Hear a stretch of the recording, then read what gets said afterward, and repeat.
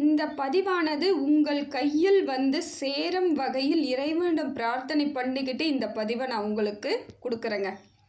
இந்த பதிவின் மூலமாக இருக்கக்கூடிய அனைத்து நல்ல உள்ளங்களுக்கும் எல்லா விதத்திலும் மாற்றங்கள் ஏற்படணும். எந்த விதத்திலும் உங்களுக்கு இனி வாழ்வில் குறைகள் ஏற்படக்கூடாது. இறைவன் அருளால் உங்கள் வாழ்வாதாரம் நல்லபடியாக மாறுன்றது என்னோட நம்பிக்கை. அப்படித்தாங்க நான் இது நாள் வரையிலும் ஒவ்வொரு பதிவையும் போட்டுக்கிட்டு இருக்கேன்.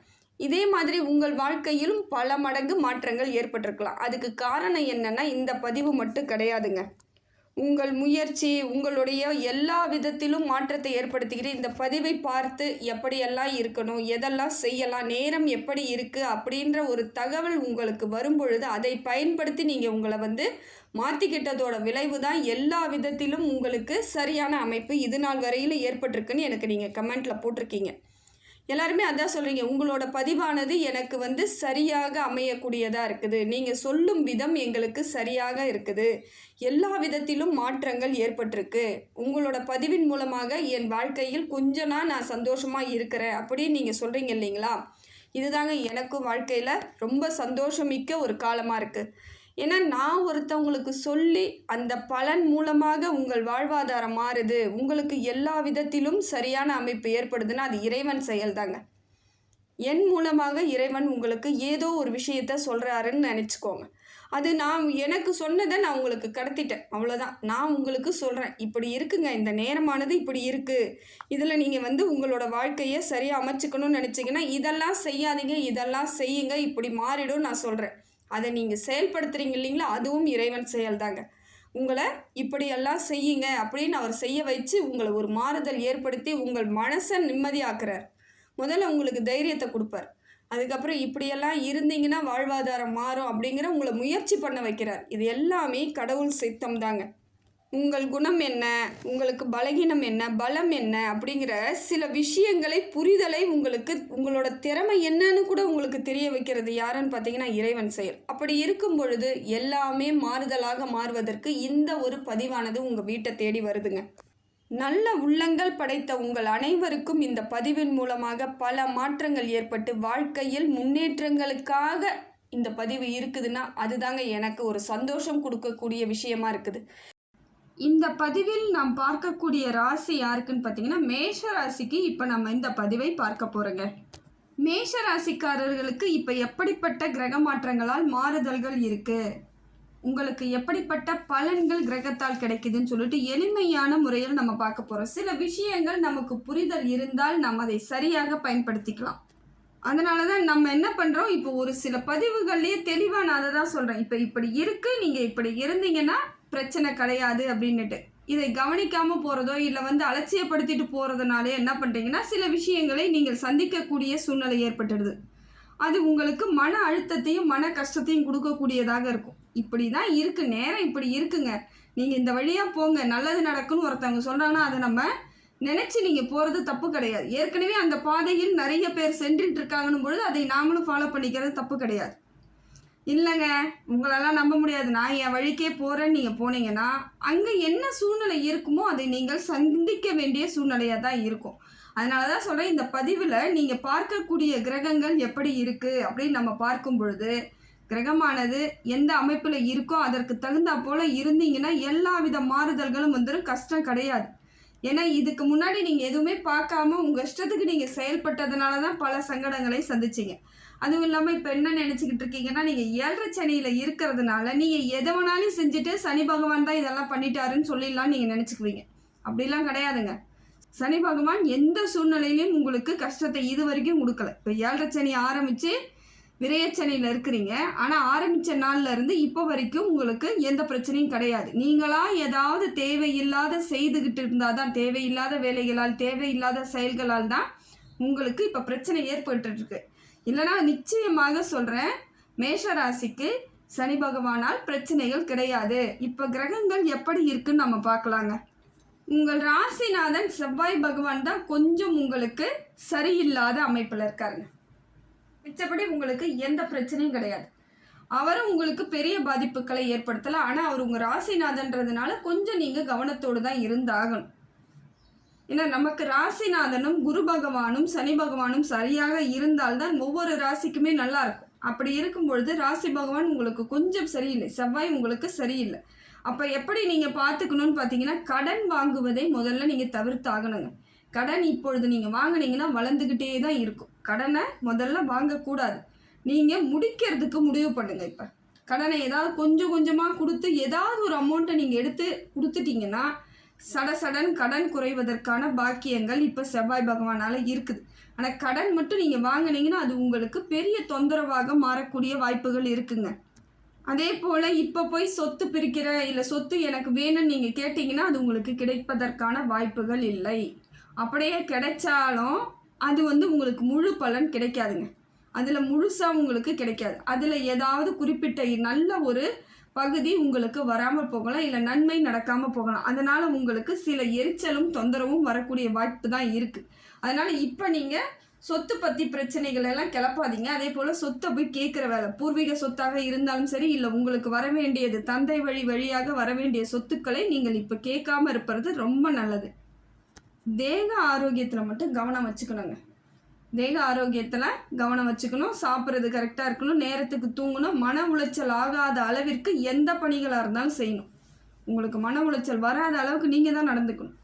ஏன்னா சின்ன சின்ன விஷயங்கள் கூட மனசை பாதிக்குதுன்னா உடனடியாக அது தேக ஆரோக்கியத்தையும் பாதிக்க செய்யும். அதனால் கொஞ்சம் கவனத்தோடு நடந்துக்கோங்க. சில விஷயங்களை தவிர்ப்பது நல்லது. அது எதை மாதிரி விஷயம்னு நீங்கள் சிந்தித்து செயல்படுங்க. இதை நான் உங்ககிட்டயே விடுறேன். சூரியன் உங்களுக்கு நல்ல அமைப்பில் இருக்காருங்க. அதனால் இனி வரக்கூடிய காலங்களில் சூரியன் நல்ல ஒரு மாற்றத்தை ஏற்படுத்தி கொடுக்குறாரு. தொழிலில் இது நாள் வரையில் இருந்து வந்த கஷ்டங்கள்லாம் நீங்கிடும். தொழில் பிரச்சனைலாம் பெருசாக இருக்காது.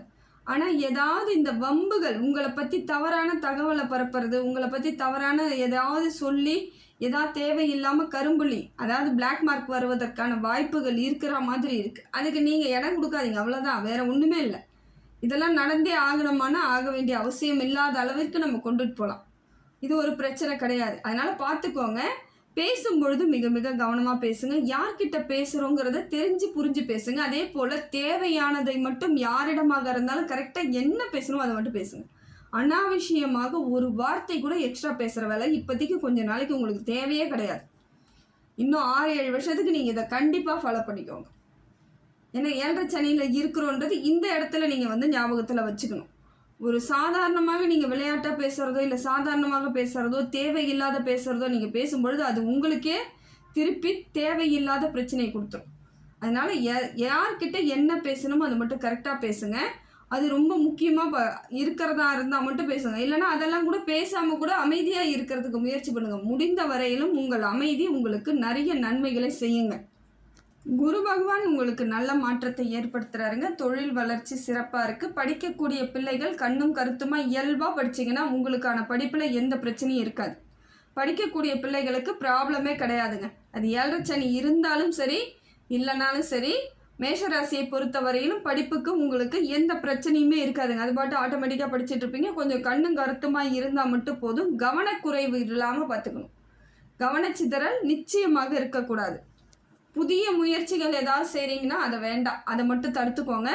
ஏற்கனவே நீங்கள் இன்வெஸ்ட்மெண்ட் பண்ணி ஆரம்பிச்சிருக்கிற தொழிலை கண்டினியூ பண்ணுங்கள். அதையே நீங்கள் நல்ல ஒரு உறுதியாக செய்கிறதுக்கு முயற்சி பண்ணுங்கள். அதுக்கு ஏதாவது தேவைப்படக்கூடிய பொருளாதாரத்தை நீங்கள் போட்டு புது முயற்சிகள் உங்களுக்கு இப்போ கை கூடுவதற்கான வாய்ப்புகள் இல்லைங்க. செவ்வாய் சரியில்லை, உங்கள் ராசிநாதன் சரியில்லை, 7.5 சனியில் இருக்கீங்க. அப்படின்னும் பொழுது நாம் எதையாவது இன்வெஸ்ட்மெண்ட் பண்ணுறோன்னும் பொழுது கடன் வர வாய்ப்பு இருக்குது. கடன் வந்ததுன்னா உங்களுக்கு கஷ்டம் கொடுத்துரும். கொஞ்சம் சுதாரிச்சுக்கிட்டு அதற்கு தகுந்தாற் போல் செயல்படுவது ரொம்ப விசேஷங்க. இல்லை நான் அலுவலகத்தில் தான் வேலை பார்க்குறீங்கன்னா தாராளமாக அதையே கண்டினியூ பண்ணுங்கள். புது முயற்சி, புது வேலைக்கு போகிறேன், அடுத்த கம்பெனிக்கு போகிறேன், எதையாவது செய்யாதீங்க. அதே போல் இடம் மாறுதல்களை நீங்கள் கேட்காதீங்க. அதுதான் வந்துச்சுன்னா போயிட்டே இருங்க, நல்லது தான். ஆனால் நீங்களாக போய் கேட்கும் பொழுது அது தேவையில்லாத இடம், உங்களுக்கு பிடிக்காத இடமா இருக்கலாம், உங்களுக்கு சூட்டே ஆகாத இடம்லாம் அமையக்கூடிய சூழ்நிலை இருக்குது. அதனால் அதுவாக கிடைக்கட்டும்னு வெயிட் பண்ணுங்கள். இப்போ நீங்கள் எதையும் போயிட்டு மாற்ற நினைக்காதீங்க. மாற்றம் உங்களுக்கு பிரச்சனை கொடுக்கக்கூடியதாக தாங்க இருக்கும். எந்த வேலை எடுத்தாலுமே கொஞ்சம் அதிகப்படியாக அதற்காக நீங்கள் எஃபெக்டை போட வேண்டிய சூழ்நிலை தாங்க இருக்குது. வேலை சுமை ஜாஸ்தியாக இருக்கும், இல்லை வேலையில் நீங்கள் இன்னும் நிறைய ஆழ்ந்து செய்ய வேண்டிய கட்டாயத்துக்கு ஆளாகக்கூடியவர்களாக இருக்கீங்க.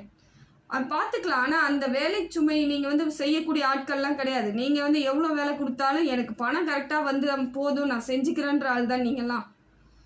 ஏன்னா பொருளாதாரம் வந்து கரெக்டாக இருக்கணும்னு நினைக்கக்கூடியவர்கள். வேலை எவ்வளோ இருந்தாலும் பரவாயில்லைங்க, நான் பார்த்துக்குவேங்க, ஆனால் அதற்கான ஊதியம் எனக்கு கரெக்டாக வரணும்னு நீங்கள் நினச்சிங்கன்னா இந்த காலம் உங்களுக்கு நல்லா இருக்குங்க. வேலை சுமை எவ்வளவு இருக்கோ, வேலை பளு எவ்வளவு இருக்கோ அதே அளவிற்கு பொருளாதார மாற்றம் ஏற்படக்கூடிய சூழ்நிலை இருக்குது.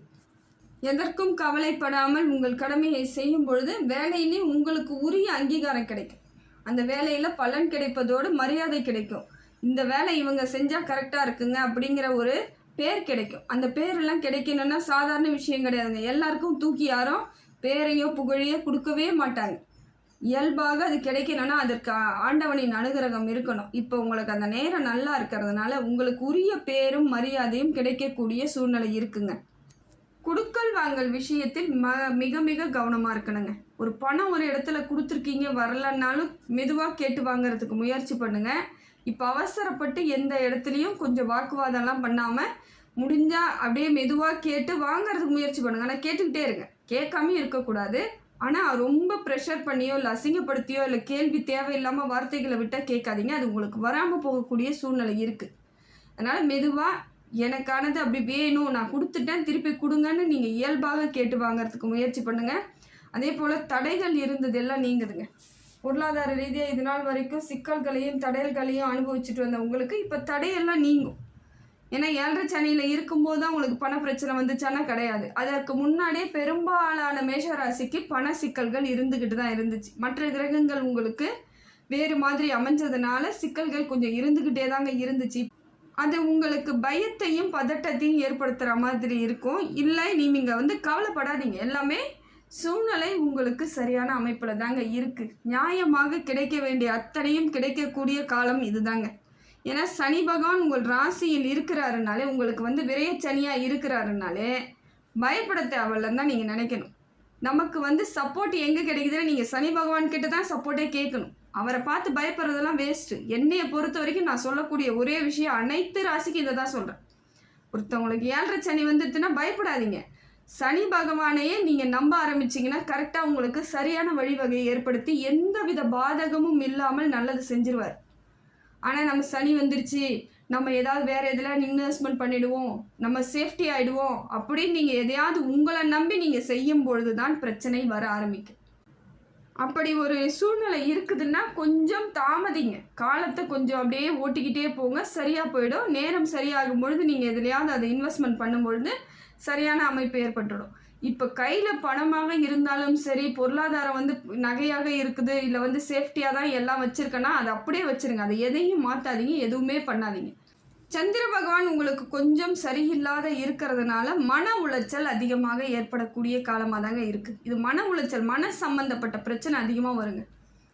மனசு அப்போ திடீர்னு பார்த்தா ஒரு டென்ஷன் ஆகும், கோவம் வரும். யாராவது சின்ன தப்பு பண்ணால் கூட அது நமக்கு பெருசாக தெரியும். அந்த மாதிரியான ஒரு சூழ்நிலை இருக்குது. படிக்கக்கூடிய பிள்ளைகளுக்கு ரொம்ப டென்ஷன் ஆவாங்க. நான் படித்தா மறந்துருச்சுன்னுவாங்க, இல்லை படிக்கிறதுக்கே ஆர்வம் போகலைன்னுவாங்க. ஏதோ ஒரு சூழ்நிலை அவங்கள மாற்றிக்கிட்டே இருக்கும். அவங்க ஒரு கோவத்தோடு டென்ஷனோடு இருக்கக்கூடிய அமைப்பு இருக்குது. அதனால் கொஞ்சம் பேரண்ட்ஸாக இருக்கக்கூடியவர்கள் கொஞ்சம் நிதானத்தோடு பிள்ளைகளை கவனிங்க. எந்த விதத்தில் அவங்கள குறை சொல்லாதீங்க. குறை சொல்லும் பொழுது அவங்களுக்கு கோபம் வந்துச்சுன்னா அது இன்னும் மேலும் மேலும் பிரச்சனையாகும். அதனால் மேஷராசிக்காரர்களாக இருந்தாலும் சரி, மேஷராசிக்காரர்களின் பிள்ளைகளாக இருந்தாலும் சரி, கையாளும் விதத்தை கொஞ்சம் கரெக்டாக பார்த்துக்கோங்க. மன உளைச்சல் அதிகமாகும். அது சின்ன குழந்தையாக இருந்தாலும் சரி, பெரியவர்களாக இருந்தாலும் சரி, எல்லா வயதினருக்கும் மன உளைச்சல் வருவதற்கான வாய்ப்புகள் அதிகமாக இருக்குது. யோகா, தியானம், எக்ஸசைஸ் இதெல்லாம் நிறைய பண்ணி ஆகணுங்க, வேறு வழியே கிடையாது. நிறைய உடற்பயிற்சி பண்ணுங்கள். உடம்பை நீங்கள் அதிகமாக எக்ஸசைஸ் பண்ண மனசு ரிலாக்ஸ் ஆகும். இதுதான் இயற்கை. இதெல்லாம் இயற்கையான ஒன்று. அந்த காலத்தில் அதுக்கு தான் கோவிலில் போய் சுற்றுங்கன்னு வாங்க. ஏதாவது ஒரு பிரச்சனையாக போயிட்டு 11 முறை அந்த கோவிலை சுற்றிட்டு வாங்கன்னு வாங்க. இந்த கோவிலுக்கு நடைப்பயணமாக போயிட்டு வாங்கன்னு வாங்க. நமக்கு அந்த உடம்பு வேலை செய்ய செய்ய மனசில் இருக்கிற அந்த பிரச்சனை காணாமல் போயிடும். அதனால தான் நிறைய கோவில்களுக்கு இந்த காலகட்டத்தில் போகிறது நல்லதுங்க. நிறைய இந்த நடைப்பயிற்சி பண்ணுறது, நிறைய கோவில்களுக்கு போகிறது, பாட்டு கச்சேரி கேட்குறது, சுவாமி பாட்டு கேட்குறது, அதெல்லாம் நிறைய செய்யுங்க, தப்பு கிடையாது. மேஷராசிக்கு இது தாங்க ஒரே ஒரு மருந்து, வேறு எந்தவுமே மருந்து கிடையாதுங்க உங்கள் வாழ்க்கையில். நீங்கள் நல்லா இருக்கணும் அப்படின்னு நினச்சிங்கன்னா நிறைய உடற்பயிற்சி, நிறைய கோவில்களுக்கு நடந்து செல்லக்கூடிய கோவில்களுக்கு, இல்லை கிரிவலம் செல்லக்கூடிய கோவில்களாக இருந்தால் நல்லா போயிட்டு வாங்க, தாராளமாக போயிட்டு வாங்க. அதெல்லாம் செய்ய செய்ய உங்களுக்கு நிறைய உத்வேகம் கிடைக்கும், நல்ல சந்தோஷம் கிடைக்கும், மனசில் ஒரு புத்துணர்ச்சி வரும். அப்புறம் பார்த்துக்கலாம், எதுவாக நம்மளை ஒன்றும் பண்ண முடியாதுங்கிற ஒரு தைரியம் ஏற்படும். இதனால தான் சொல்கிறேன், தெளிவாக சொல்கிறேன். நீங்கள் உடல் உழைப்பு அதிகமாக இருக்க இருக்க மனசு வந்து ரிலாக்ஸ் ஆகிடும். அதனால் உங்களுக்கு இந்த நேரம் எப்படி இருந்தாலும் சரி, நீங்கள் உங்களை தெளிவாக வச்சுக்கணும்னு முடிவு பண்ணிங்கன்னா இறைவன் பாதத்தை சரணடைகிறது மட்டும்தாங்க நம்ம வேலை. ராகுவும் கேதுவும் உங்களுக்கு நல்ல ஒரு மாற்றத்தை ஏற்படுத்தி கொடுக்குறாங்க. ராகு பகவான் நல்ல ஒரு மாற்றத்தை ஏற்படுத்தி கொடுக்குறாரு. கேது பகவானும் அதே அளவுக்கு தான் இருக்காரு. இப்போ ராகுவை பொறுத்த வரையிலும் உங்களுக்கு பணப்புழக்கம்லாம் இருக்குதுங்க. பணப்புழக்கத்தை தராரு. ஆனால் தேவையில்லாத எண்ணங்கள் சிந்தனைகளை கொடுக்க வாய்ப்பு இருக்குது. அதை செய்வோம், இதை செய்வோம், அவங்கள பார்ப்போம், இவங்கள பார்ப்போம், அந்த ஊருக்கு போவோம், இந்த ஊருக்கு போவோம்னு சொல்லிட்டு உங்களை வந்து ஒரு செயல்படுத்தக்கூடிய விதம் எப்படி இருக்குன்னு பார்த்தீங்கன்னா, மனசில் ஒரு ஆசையை கொடுத்துக்கிட்டே இருக்கார். அது வந்து உங்கள் கண்ட்ரோலுக்கு வரணும். மனக்கட்டுப்பாடு நம்ம கையில் தான் இருக்குது. இதுக்கு எந்த டாக்டரும் கிடையாது, எந்த மருந்தும் கிடையாது. அதனால் மனசை நீங்கள் தான் கண்ட்ரோலாக வச்சுக்கணும். எது தேவையோ அதை மட்டும் செய்யுங்க. அதனால் உங்களுக்கு ஃபேமிலியில் வந்து பிரச்சனை வரக்கூடாது, ஒரு அவமானம் ஏற்படக்கூடாதுங்கிற தெளிவோடு இருக்கணும்.